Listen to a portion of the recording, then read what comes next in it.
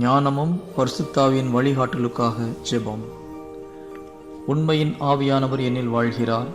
எல்லாவற்றையும் எனக்கு கற்பிக்கிறார். நிறை உண்மையை நோக்கி என்னை நடத்துகிறார். எனவே நான் எதிர்கொள்ளும் ஒவ்வொரு சந்தர்ப்ப சூழ்நிலை பற்றிய நிறைவான ஞானம் எனக்கு இருக்கிறது என நான் அறிக்கையிடுகிறேன். அந்த ஞானத்தை கடவுளே எனக்கு தருகிறார். எனது புரிதலை சார்ந்திராமல் என் முழு இதயத்தோடு இறைவனை நம்புகிறேன். என் வழிகளிலெல்லாம் அவரது இருத்தலை உணர்கிறேன். அவர் என்னை வழி நடத்துகிறார். என் தேவைகளை அவரே நிறைவு செய்கிறார்.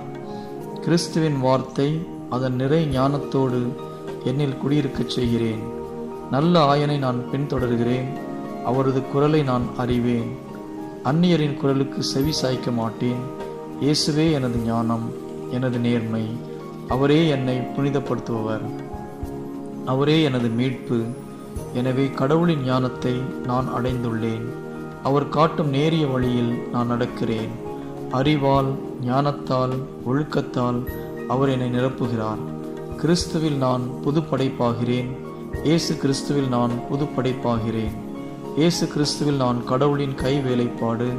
கிறிஸ்துவின் மனநிலை என்னில் இருப்பதால் இறைவனின் ஞானம் எனக்கு அருளப்படுகிறது. அல்லேலூயா. நான் பழைய மனிதனை களைந்துவிட்டு புது மனிதனை அணிந்து கொள்கிறேன். இதனால் என்னை படைத்தவரின் சாயலில் நான் மீண்டும் மீண்டும் புதுப்பிக்கப்படுகிறேன். நான் ஞானத்தின் வெளிப்பாட்டின் ஆவியானவரை பெற்றுள்ளேன்.